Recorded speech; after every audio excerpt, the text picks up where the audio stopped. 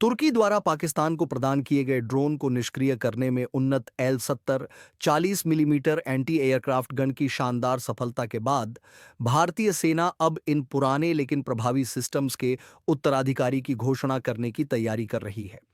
सूत्रों के अनुसार सेना पहली खेप में 1000 से अधिक नई पीढ़ी की एयर डिफेंस एडी गनों की खरीद के लिए टेंडर जारी करने की योजना बना रही है, जो उसकी वायु रक्षा क्षमताओं के बड़े आधुनिकीकरण अभियान की ओर इशारा करता है।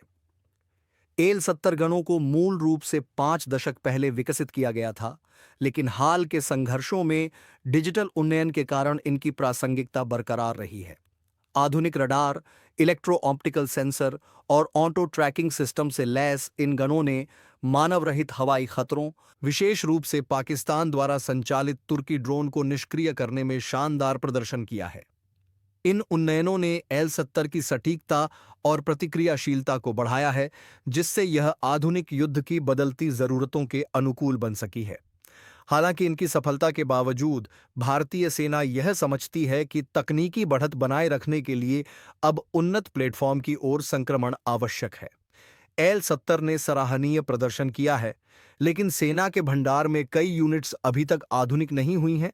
यही कारण है कि नई पीढ़ी की वायु रक्षा गणों की दिशा में प्रयास तेज किए जा रहे हैं। सेना की एयर डिफेंस कोर वर्तमान में मिसाइल सिस्टम और गनों का एक विविध भंडार संचालित करती है, जिसमें एल-70 जू-23 मिलीमीटर, शिल्का, टुंगुस्का और ओसा-ए के मिसाइल सिस्टम शामिल हैं। हालांकि एल-70 और जू-23 मिलीमीटर गनें सेना की कम दूरी वाली वायु रक्षा की रीढ़ हैं, इन्हें अब उन्नत उत्तराधिकारी प्लेटफॉर्म से बदला जाएगा।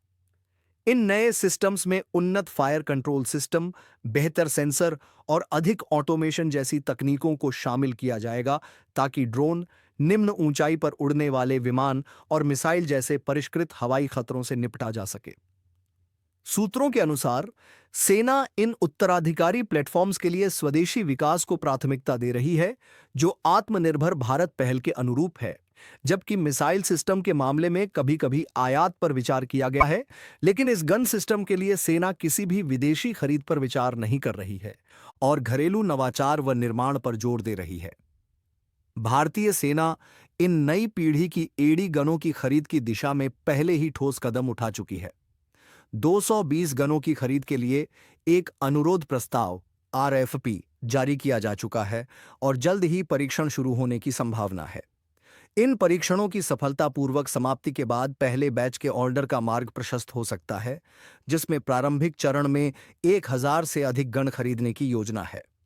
यह बड़े पैमाने पर खरीद सेना की वायु रक्षा क्षमताओं को उन्नत करने की प्रतिबद्धता को दर्शाती है, जिससे भारत की सीमाओं पर उभरते खतरों का सामना बेहतर ढंग से किया जा सकेगा।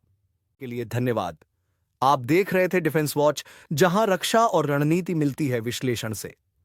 वीडियो पसंद आया हो तो लाइक करें, शेयर करें और चैनल को सब्सक्राइब करना न भूलें।